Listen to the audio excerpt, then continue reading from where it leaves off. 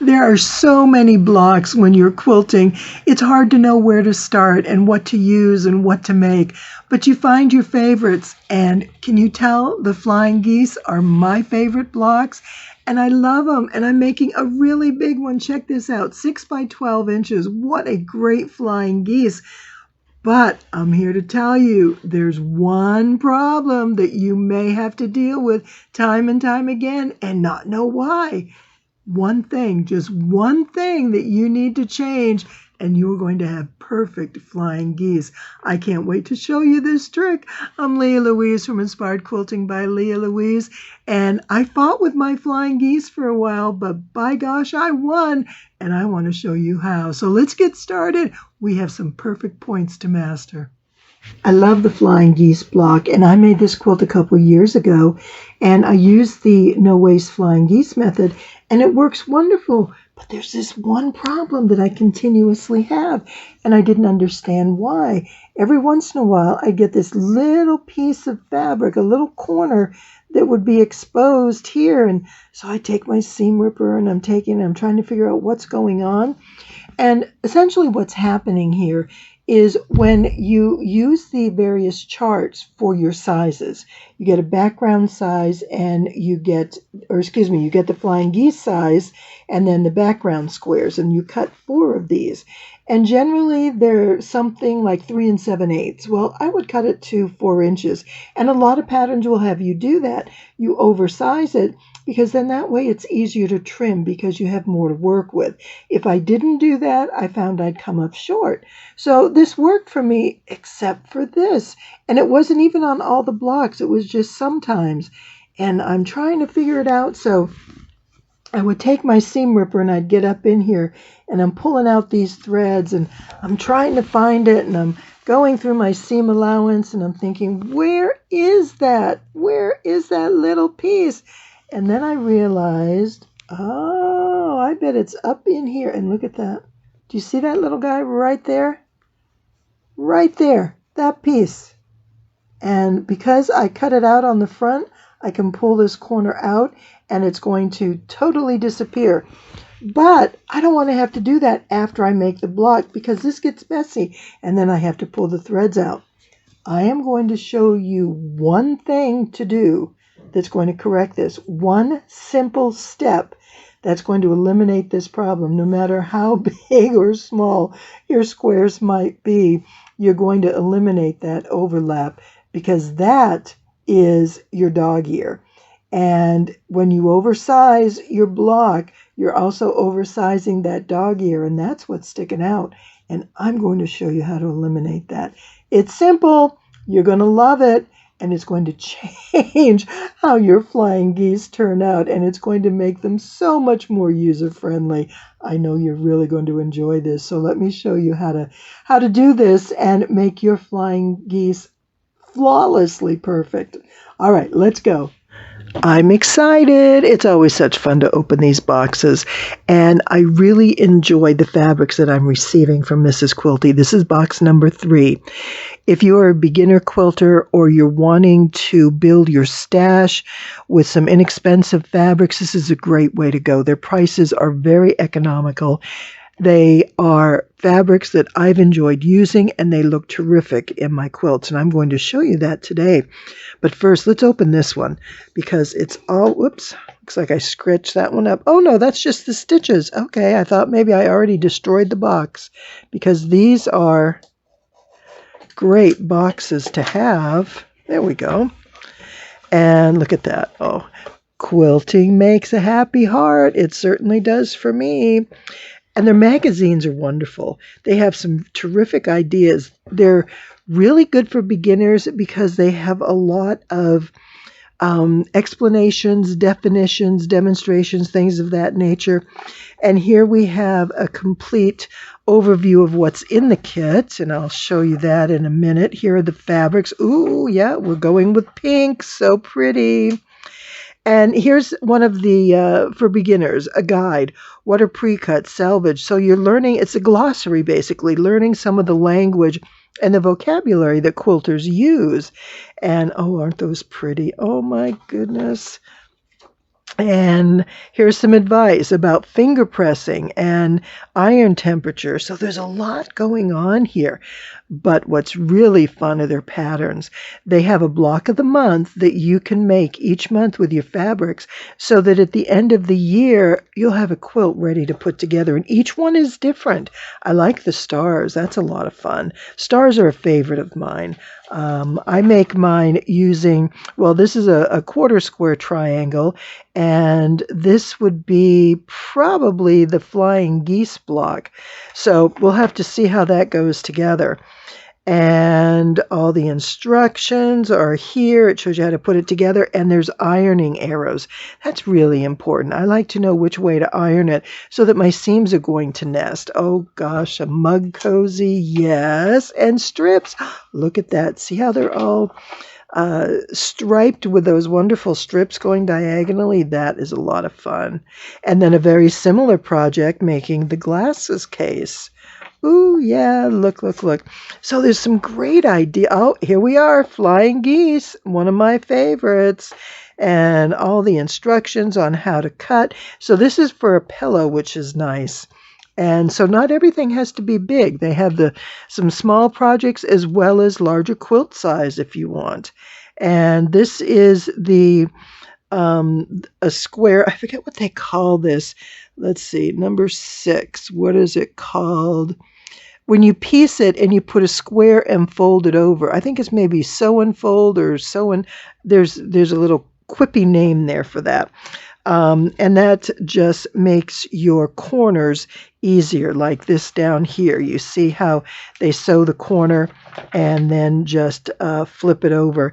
And it just makes a very simple way to make your block and get your points.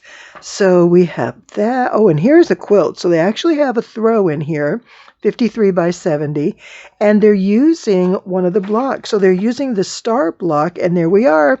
No Waste Flying Geese. This is probably my favorite block to make.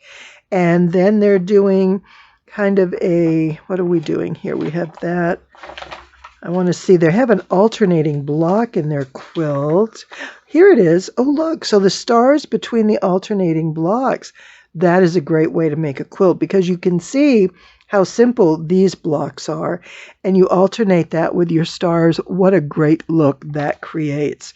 So there's some wonderful ideas in here. Oh, and of course, a crossword puzzle. There you go. And the glossary at the end. So many ideas. You will love looking through this. Well, looking through idea books is always wonderful. I get my ideas from the fabric directly, looking at them, touching them. Oh, look at all this. But I do want to show you. Remember in the front of the book I said these are things that are included. Here's pictures of your fabric. Well, they also send some fun little doodads, little gadgets. And oh my goodness, you know what this is? This goes around your spool of thread.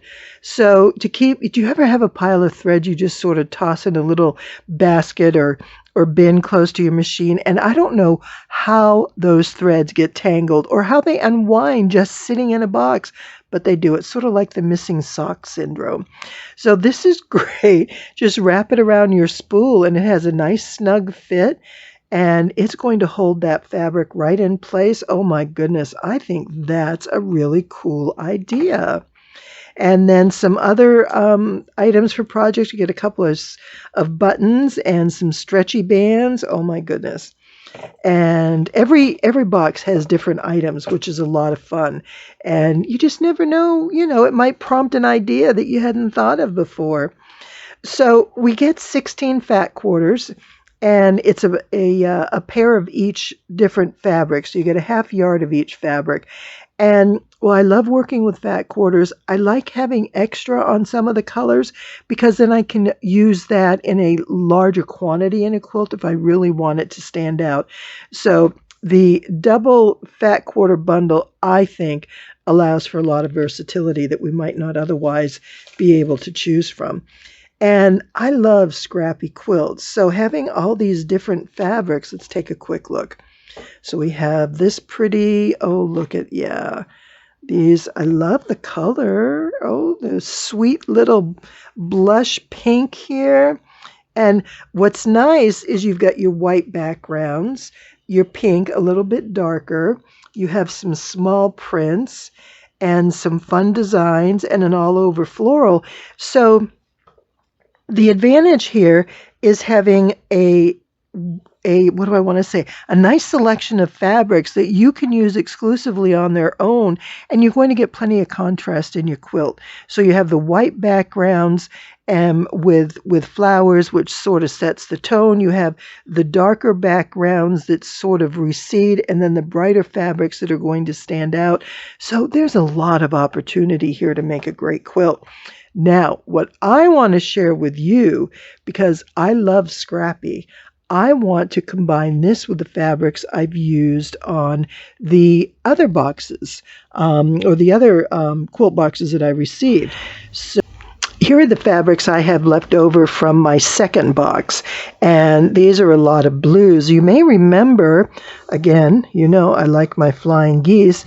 This is a block that I made, kind of a scrappy Flying Geese block, and it was a lot of fun, and I used some of the fabrics from the first bundle, combined it with the second, and created this. I'll go ahead and link this video up above so you can see how that one was made. And then the first one, oh my gosh, I made this adorable little pouch. And here are those fabrics. So because I get the second bundle of each, I have a lot of fabric that I have to work with that I can combine into other projects. Now, I have to show you this. This was in the pattern book for the first box. And it was super simple. It came with a zipper, so everything I needed. But let me show you what I did with this.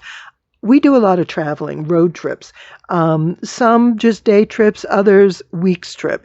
And it's always nice to have something to wash your hands, right? Look at this little pouch. Now, I left it flat because I wasn't sure how I was going to use it. But you can come in with this little pouch on the inside and sew that seam down. And then you've got a boxed in piece right here. You've got a boxed in edge around your pouch. But look at this. Just open it and I have my hand wipes. And when I'm ready to put it aside, I'm just going to tuck it in and it's all set to go. I love this. This is such a fun idea. But today we are going with some Flying Geese. I'm not exactly sure how it's going to turn out, but we definitely have instructions in here on the no-waste Flying Geese, and this is an incredibly easy but versatile block that you can make so many things with, and that's where we're heading today. So let me pull my fabric together and get an idea. This is the first time seeing all this in one place, so I need to figure out how I'm going to work my blocks, and then I'll show you exactly what we're going to do. Here's another quick tip on keeping your fabric organized as you're making your Flying Geese. And I always take a picture as I pair my fabric up. So here's my goose and here's my background. And so I do that throughout and I take a picture of it so that I know what goes with what.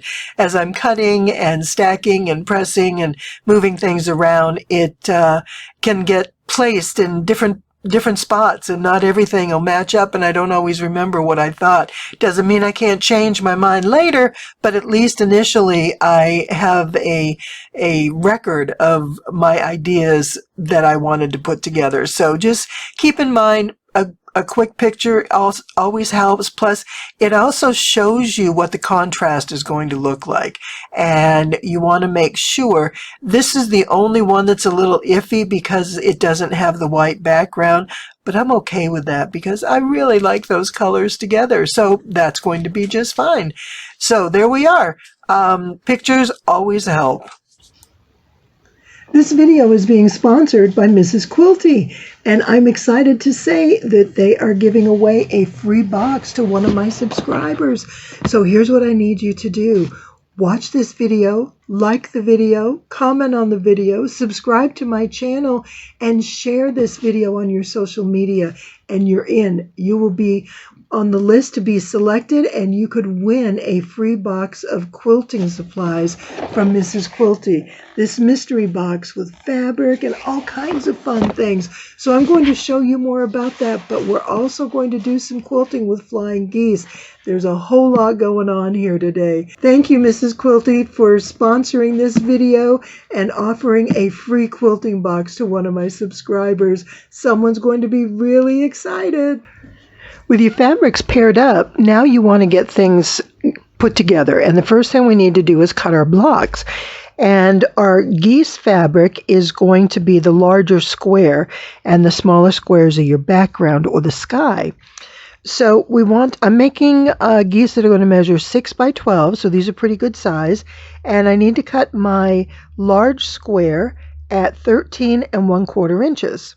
And then I need to have 4 smaller squares that are 7 inches. And what I wanted to show you here is, as I was cutting my fabrics, because I had already used some of it, I didn't have enough in the right size. I had plenty of fabric, but some had been cut smaller than 7 inches. So what I did is I measured my 7-inch width. I only had about 6 inches, and then I added an inch to the edge. That way, here, just like this one, that way I can use my fabric, and when your flying geese are made, you really don't see that seam. But remember, define quilting. Quilting is taking small pieces and making them into something larger. And that's all we're doing here. So there's no problem, and don't ever feel like, oh, I can't put my blocks together from scraps, because that's what scrappy quilting is. And I love scrappy quilting, so I'm always putting pieces together to make it fit. So I just wanted to show you that, because that's definitely something you can do, especially when you're working on a larger block. You may not always have the large size pieces that you need. Now the next thing, on all your 7-inch blocks, you want to draw a diagonal line from one corner to the opposite corner. And all of them need the line. You just want to draw it one direction though. Don't go both ways, just go one direction. And this is going to be your seam allowance gauge. And so you're going to sew 1/4 inch away from that line. So you want to line your presser foot right up here and sew your 1/4 inch seam. Now, the other thing, there is one other tip, and this is the most important one when you're using this method of flying geese, because we are overlapping all 4 pieces in the center. So first we sew these 2 down, we're going to cut them, and then we're going to sew these in. So there's a lot of fabric coming here. And these first 2 can sometimes actually, what do I want to say, they show up on the front. They are the little tail end of your triangle can be exposed on the front of the block, and that doesn't look good. And over time, that little piece will ravel out, and it's not much. There's just the tiniest bit. But what I have done is come up with a easy solution, and you see how that corner's cut off? Let me show you on this. So I'm going to take my 2 blocks, and I'm going to put the lines in the same direction. So these are the smaller squares that I'm going to, there we go, that I'm going to add to my large geese fabric. But what I'm going to do is I need to cut off about 3/8 of an inch. Basically, that extra bit that we add that we call the dog ear on your triangles. Half square triangles are the same way. You have this little corner that protrudes out. So what I'm going to do is line my ruler up with the line on the fabric, and I want to get about 1/4 inch on each side, and I'm going to trim that off.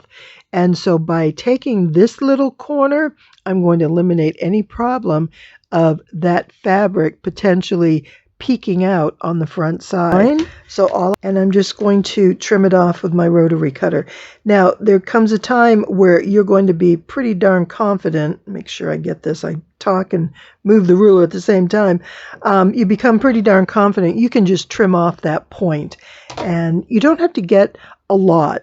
You just need to get this little bit, because that's the culprit right there that wants to show through on the front. And you can see how when these are put together, they will overlap a little bit on your square, on your large square, but the points are gone, and that's where the problem arises. So you can see here up close how the line comes across. I sew on each side, and these meet. Now, generally, it's not uncommon for it to be just a little bit of an overlap, and that's fine too. And that's that. So once we get to this point, we want to start cutting our flying geese. And let me show you how this works. I'm going to put my ruler from one end to the other. Go this way. Makes it a little easier to see. And I want to line my line that I drew right along the ruler, because I want to make sure that's the line that I'm cutting. And come all the way across like this. Now, at this point, this is what we are going to press. We're going to press our triangles up. If you look at it this way, it looks like a heart. So you know you've done it right if you sort of have this heart shape. But press this to the top, and then we're going to add the next squares. So let me get these pressed, and I'll show you how that'll work. Once you have all your pieces pressed, so you have the heart shape, you still need to add the last two squares to create your flying geese. Now, what I want to show you is there's a great trick here to ensure you have everything set up just right. You see how this corner fits in? I line it up on this edge down here, but see how that fits right in the middle of that valley. And you've got a 1/4 inch on each side. So that pretty much lines up your seam allowance so that you know you're in the right place. So let's go ahead and trim this up. We're going to just cut this down the center along the line that we drew.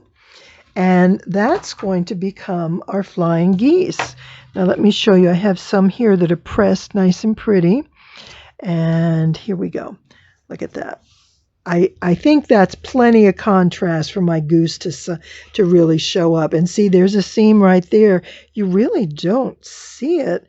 And there's another part of it. Okay, here's the other part of the seam. It comes up on the corner. So the seams are not a huge issue. So don't let that worry you in any blocks that you make.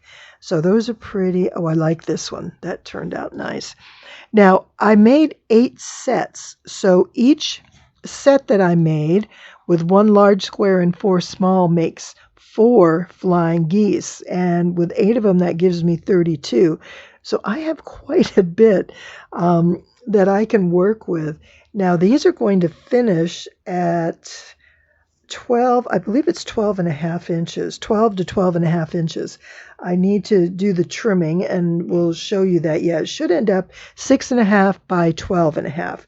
And it looks like I am just about spot on, which is a great, look at that.